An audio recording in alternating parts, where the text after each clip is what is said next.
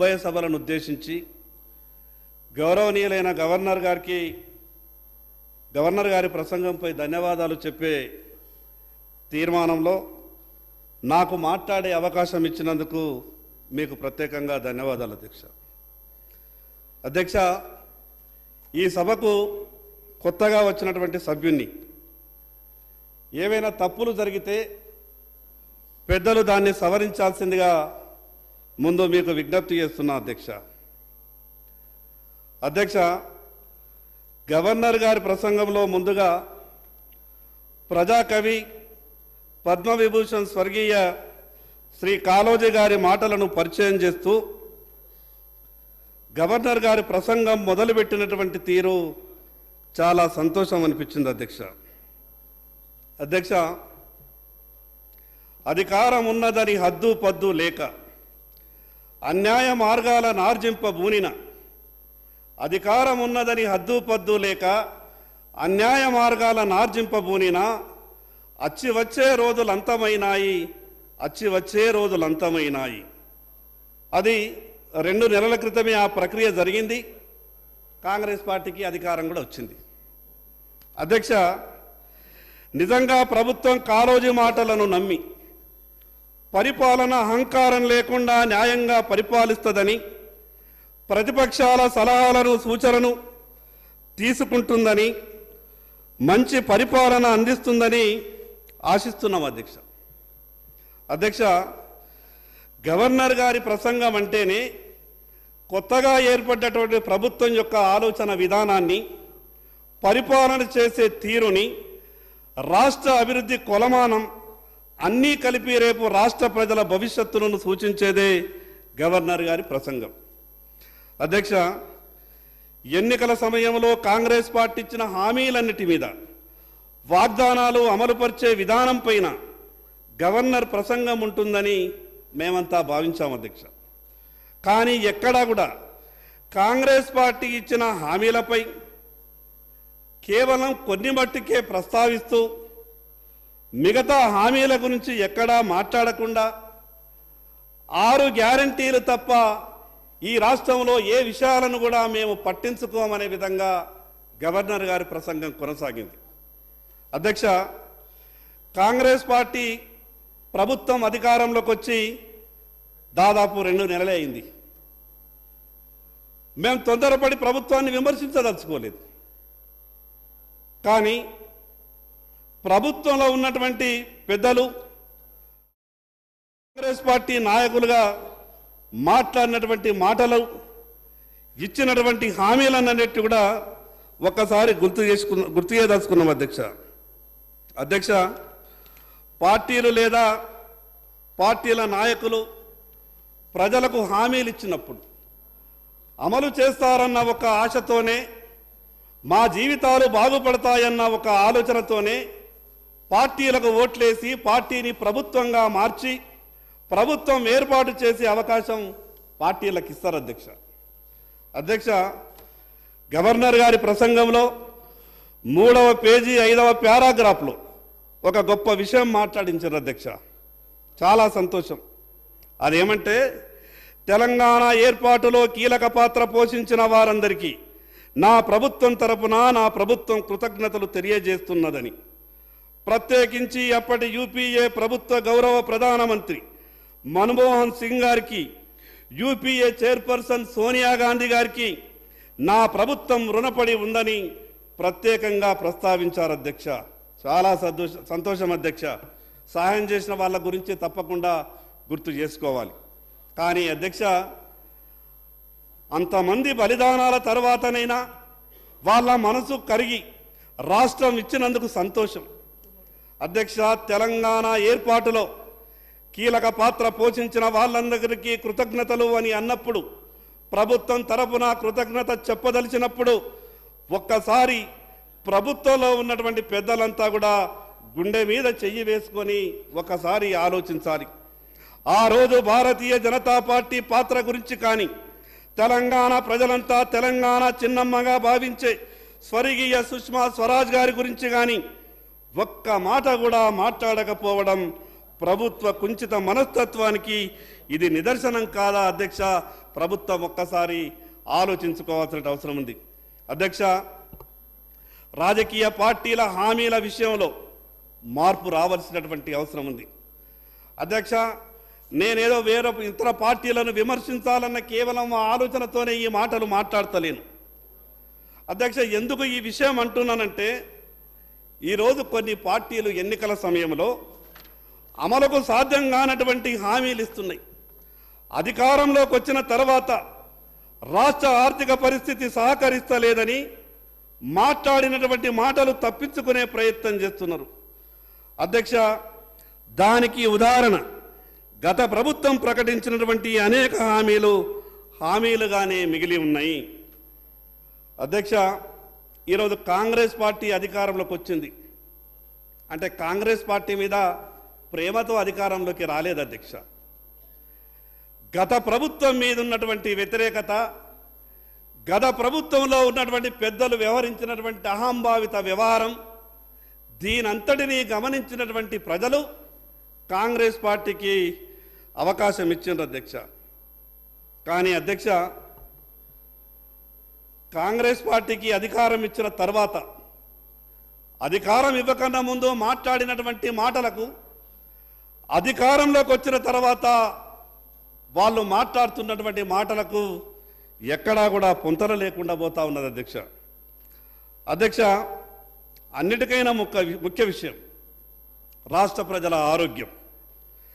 కొత్తగా ఏర్పడ్డ ప్రభుత్వం ఆరోగ్యశ్రీ పథకాన్ని పేదలకు మంచి వైద్యం అందించాలని 5 లక్షల నుండి 10 లక్షల వరకు ఉచితంగా అన్ని ఆసుపత్రుల్లో అందిస్తామని గొప్పగా చెప్పింది. అధ్యక్ష, కానీ ఇప్పటికీ రోగులు ఆరోగ్యశ్రీ పథకంలో అన్ని చికిత్సలు సంబంధిత ఆసుపత్రి యాజమాన్యాలు చేస్తలేవని, ఇప్పటికీ ఎమ్మెల్యేల చుట్టూ ఎల్ఓసీల కొరకని, మరి అదేవిధంగా సీఎంఆర్ఎఫ్ కొరకని ఈరోజు ఎమ్మెల్యేలు ఇచ్చినటువంటి 1000 దరఖాస్తులు ఈరోజు ముఖ్యమంత్రి కార్యాలయంలో పెండింగ్లో ఉన్నదనంటే, నిజంగా 10 లక్షల రూపాయల ఆరోగ్యశ్రీ పథకం ఈ రాష్ట్రంలో సరైన రీతిలో అమలైతే ఈరోజు దాదాపు 60-70 వేల దరఖాస్తులు ఆరోగ్యశ్రీ దరఖాస్తులు అది ఎల్ఓసి కావచ్చు, అదేవిధంగా సీఎంఆర్ఎఫ్ కావచ్చు, ఎందుకు పెండింగ్లో ఉన్నాయో ఈ ప్రభుత్వం సమాధానం చెప్పాలని మీ ద్వారా విజ్ఞప్తి చేస్తాను. అధ్యక్ష, నా వెనుకబడ్డటువంటి ఆదిలాబాద్ జిల్లాలో పేద ప్రజల ఆరోగ్యం కాపాడడానికి నరేంద్ర మోడీ గారు తెలంగాణ రాష్ట్రంలో 2 సూపర్ స్పెషాలిటీ ఆసుపత్రులు 2014లో మంజూరు చేసిండ్రు. ప్రధానమంత్రి స్వస్థ సురక్ష యోజన పథకంలో 150 కోట్ల రూపాయలతో మంజూరైనటువంటి ఆ సూపర్ స్పెషాలిటీ ఆసుపత్రి 2017లో ప్రారంభం కావాలా. కానీ ఆ రోజు ఉన్నటువంటి ప్రభుత్వం నిధులు సరియైన రీతిలో విడుదల చేయని కారణంగా 2022లో ఆనాటి ఆరోగ్య శాఖ మంత్రి హరీష్ రావు గారు ఆ సూపర్ స్పెషాలిటీ ఆసుపత్రిని ప్రారంభం చేసిండ్రు. నేను ఆ రోజు హరీష్ రావు గారిని పత్రికాముఖంగా మేము అడిగినాం, డాక్టర్లు లేనటువంటి దవాఖానాని ప్రారంభోత్సవం చేసి మీరు మా ఆదిలాబాదును ఏం చేయదలుచుకున్నారు అని మేము హరీష్ రావు గారిని పత్రికాముఖంగా అడగదలిస్తే, ఆ రోజు మా ఇంటి ముందర పోలీసుల జీబులు పెట్టి మమ్మల్ని హౌస్ అరెస్ట్ చేసి 90% డాక్టర్లు లేనటువంటి ఆ సూపర్ స్పెషాలిటీ ఆసుపత్రిని ప్రారంభం చేసి వచ్చిండ్రు. ఇప్పటి వరకు కూడా 90% మంది డాక్టర్లు లేక సూపర్ స్పెషాలిటీ ఆసుపత్రి ఆదిలాబాదు రోగులకు ఒక శాపంగా మారింది. ఏ చిన్న నొప్పి వచ్చినా, ఏ చిన్న రోగం వచ్చినా ప్రతిదానికి మేమంతా కూడా హైదరాబాద్ వచ్చేటటువంటి పరిస్థితి ఉంది. ఇటువంటి విషయాల మీద గవర్నర్ ప్రసంగంలో పొందుపరుస్తారని అనుకున్నాం. అధ్యక్ష, సూపర్ స్పెషాలిటీ ఆసుపత్రి చిన్న కాగితం రాసిన అధ్యక్ష, మేము కేంద్ర ప్రభుత్వం ఇచ్చినటువంటి ఇంత గొప్ప ఆసుపత్రి, గతంలో ఉన్నటువంటి ప్రభుత్వ బాధ్యత, ఈ ప్రభుత్వం డాక్టర్లను నియమిస్తలేదు, మీరేమైనా చర్యలు తీసుకోండి అని మేము గౌరవ ప్రధానమంత్రి గారికి ఉత్తరం రాస్తే కేంద్ర కేబినెట్లో ఈ ఆదిలాబాద్ సూపర్ స్పెషాలిటీ ఆసుపత్రి గురించి చర్చ జరిగింది. అధ్యక్ష, అంటే కేంద్ర ప్రభుత్వము నరేంద్ర మోడీ గారు ఒక జిల్లాకి ఇచ్చినటువంటి ఆసుపత్రి సమస్య మీద కూడా ఢిల్లీలో కేంద్ర కేబినెట్లో జరిగేటటువంటి చర్చలో ఈ అంశం ప్రస్తావనకు వచ్చిందనంటే ఈ రాష్ట్రం పట్ల కేంద్ర ప్రభుత్వానికి భారతీయ జనతా పార్టీకి ఏ రకమైనటువంటి ప్రేమ ఉన్నదో ఒక్కసారి మీరు అర్థం చేసుకోవాలి అధ్యక్ష. గత ప్రభుత్వ తీరు కాకుండా అభివృద్ధిని అన్ని జిల్లాలకు విస్తరించే విధంగా ప్రయత్నం చేస్తామని చెప్పిండ్రు. చాలా సంతోషం అధ్యక్ష. ప్రభుత్వం ఆ రకంగా పరిపాలన కొనసాగిస్తుందని మేము ఆశిస్తున్నాం అధ్యక్ష. 2014 నుండి 2023 వరకు ఈ దేశంలో కొన్ని వందల ఎయిర్పోర్ట్లు నిర్మాణమైనవి. అదే రీతిన తెలంగాణకు కూడా ఎయిర్పోర్టులు మంజూరు చేస్తామని కేంద్ర ప్రభుత్వం ముందుకు వచ్చిన గత ప్రభుత్వం సహకరించలేదు అధ్యక్ష. దానికి ఉదాహరణ ఆదిలాబాద్లో రక్షణ శాఖ ఆధ్వర్యంలో ఉన్నటువంటి ఎయిర్ ఫోర్స్ స్టేషన్ను నిర్మిస్తామని, తద్వారా దానిలోనే సివిల్ ఏవియేషన్కు అనుమతులు ఇస్తామని తెలంగాణ రాష్ట్ర ప్రభుత్వం ఎన్ఓసి ఇవ్వండి అని 2014లో కేంద్రం తెలంగాణకు 4 ఉత్తరాలు రాస్తే ప్రతిపాదనలు సర్వే పూర్తి చేసి భూసేకరణకు రాష్ట్ర ప్రభుత్వంకు ₹1 భారం లేకుండా ఆ భూసేకరణకు కావలసిన డబ్బంతా కూడా కేంద్ర ప్రభుత్వమే భరిస్తుందని 2014 నుంచి 2023 వరకు అనేక సందర్భాల్లో కేంద్ర ప్రభుత్వం ఉత్తరం రాసినా ఈ రాష్ట్ర ప్రభుత్వం ఇప్పటి వరకు కూడా గతంలో ఉన్నటువంటి ప్రభుత్వం అంటే గతంలో ఉన్నటువంటి ప్రభుత్వం మీద కూడా కొంత చర్చ జరగాల. 2014లో ఎన్ఓసి కొరకు ముఖ్యమంత్రి కార్యాలయానికి ఒక లెటర్ వెళ్తే 2023 వరకు ముఖ్యమంత్రి కార్యాలయంలో ఉత్తరం పెండింగ్లో ఉండేటటువంటి పరిస్థితి వచ్చిందంటే ఎంత గొప్పగా గతంలో పాలించినటువంటి పాలకులు ఈ రాష్ట్రం పట్ల ఏ రకమైనటువంటి చిత్తశుద్ధితో రాష్ట్రాన్ని పరిపాలించినరో అర్థం చేసుకోవచ్చు అధ్యక్ష. మేము అనుకున్నాం గత ప్రభుత్వమే నిర్లక్ష్యం వహించింది, మా అటువంటి ఆదిలాబాద్ జిల్లాని వెనకబడినటువంటి జిల్లాల గురించి పట్టించుకోలేదు. కానీ కొత్తగా వచ్చినటువంటి కాంగ్రెస్ ప్రభుత్వం ఈ విషయాల మీద స్పష్టంగా గవర్నర్ గారి ప్రసంగంలో ఈ విషయాలన్నీ కూడా చేరుస్తారని అనుకున్నాం. కానీ చేర్చలేదు అధ్యక్ష. మీ ద్వారా గౌరవ ముఖ్యమంత్రి గారికి చెప్పదలుచుకున్నాం, వారి ప్రసంగంలోనైనా సరే ఈ విషయాల మీద క్లుప్తంగా చెప్పాలని భారతీయ జనతా పార్టీ తరఫున చెప్పదలుచుకున్నాం అధ్యక్ష. కొత్తగా ఏర్పడినటువంటి ప్రభుత్వం కొన్ని ఇబ్బందులు ఉంటాయి, మేము కాదనం. కానీ వాస్తవాలు మాట్లాడుకోవాల్సినటువంటి అవసరం ఉంది. అసలు రాష్ట్ర ఆర్థిక పరిస్థితి గురించి రాష్ట్ర ప్రజలకు గవర్నర్ గారి చేత కొన్ని వాస్తవాలు చెప్పిస్తే బాగుంటుండే అధ్యక్ష. ఈ విషయంపై ప్రభుత్వం ఎప్పుడో ఒకప్పుడు చెప్పాల్సిందే. ఎన్ని రోజులు దాయగలుగుతారు అధ్యక్ష? గతంలో చేసినటువంటి ప్రభుత్వ పాపాలు కావచ్చు, మీకున్నటువంటి ఇబ్బందులు కావచ్చు, ఈ అసెంబ్లీ వేదికగా రాష్ట్ర ప్రజలకు పూర్తిగా సమాచారం ఇవ్వాల్సిందే. ఈ రోజు ఉన్నటువంటి రాష్ట్ర ఆర్థిక పరిస్థితి, గతంలో ఎప్పుడు కూడా రాష్ట్ర ఆర్థిక పరిస్థితి గురించి గ్రామాలలో చర్చ జరగకపోతుండే. కానీ ఈరోజు రాష్ట్ర ఆర్థిక పరిస్థితి మీద ఏ చిన్న పిల్లవాడిని అడిగినా ఏమున్నది కొత్త ప్రభుత్వం దగ్గర, గత పాలకులే అంతా కూడా ఖాళీ చేసి వెళ్ళిపోయిందట అనే మాట గ్రామాలలో మాట్లాడేటటువంటి పరిస్థితి వచ్చిందనంటే ఈ రాష్ట్ర ఆర్థిక పరిస్థితి ఎంత ఇబ్బందులలో ఉన్నదో ఒక్కసారి అర్థం చేసుకునేటటువంటి అవసరం వస్తూ ఉన్నది అధ్యక్ష. పార్టీ నాయకులుగా ప్రజలకు హామీలు ఇచ్చి అధికారంలోకి వచ్చిండ్రు. సరే, ఎన్నికల సమయం కదా, రకరకాల మాటలు మాట్లాడింది అనుకున్నాం. కానీ ప్రభుత్వంలోకి వచ్చిన తర్వాత వాస్తవాలు ప్రజలకు చెప్పాల్సిన అవసరం ఉన్నది అధ్యక్ష. గొప్పలకు పోయి కేవలం అప్పుల మీదనే ఆధారపడి మేము రాష్ట్రాన్ని నడిపిస్తామనంటే అప్పులతో నడిచినటువంటి రాష్ట్రాలు కానీ అప్పులతో నడిచినటువంటి దేశాలు కానీ అవి ఎప్పుడు కూడా బాగుపడ్డటువంటి పరిస్థితి లేదు అధ్యక్ష. కొంత ముఖ్యమంత్రి గారిని చూస్తే ముఖ్యమంత్రి గారు చాలా ఉత్సాహంగా ఉన్నారు.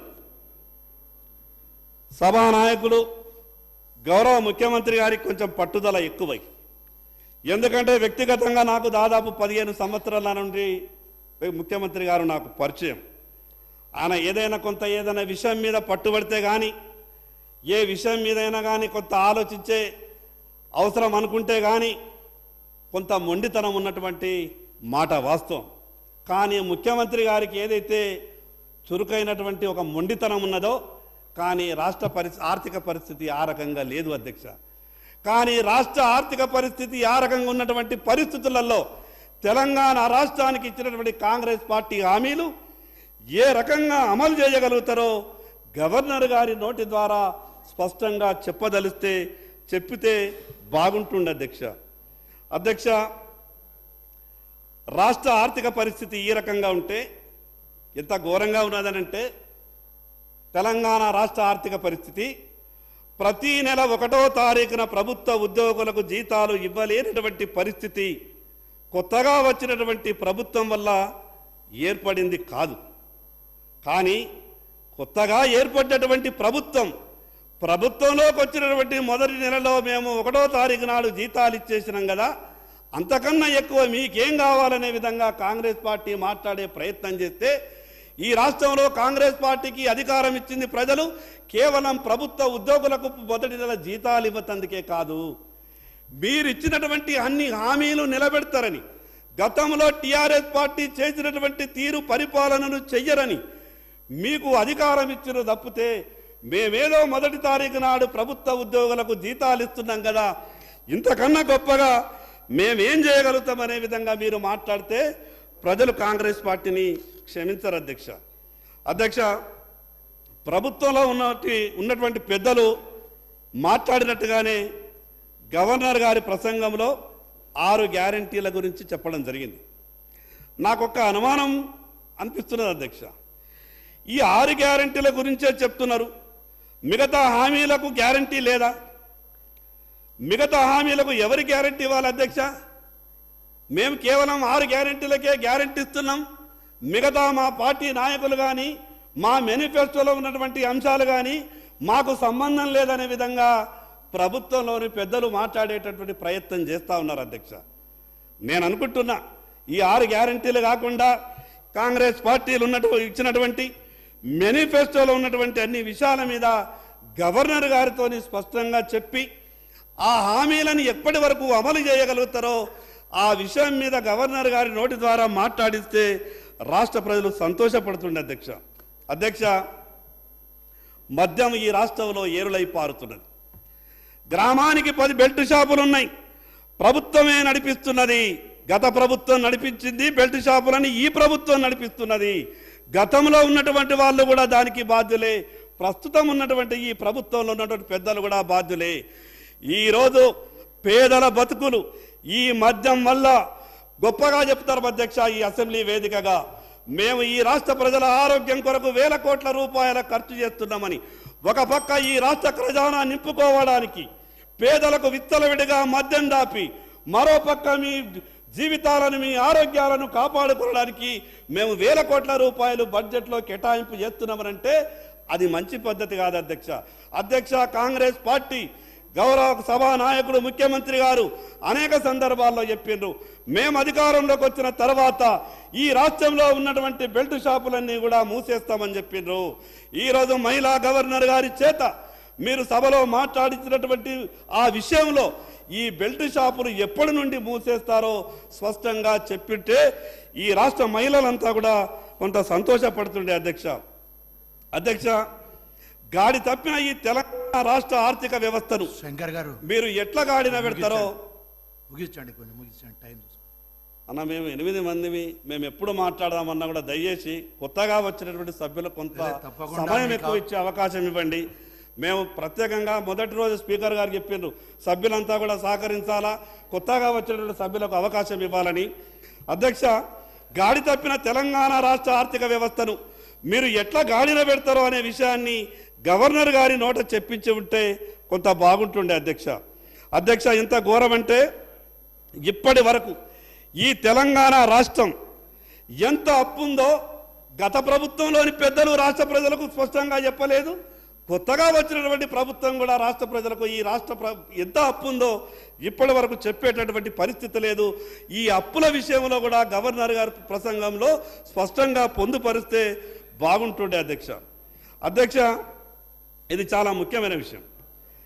రైతులకు పంటల బీమా పథకం అనేక సందర్భాల్లో గౌరవ ముఖ్యమంత్రి గారు మాట్లాడింది.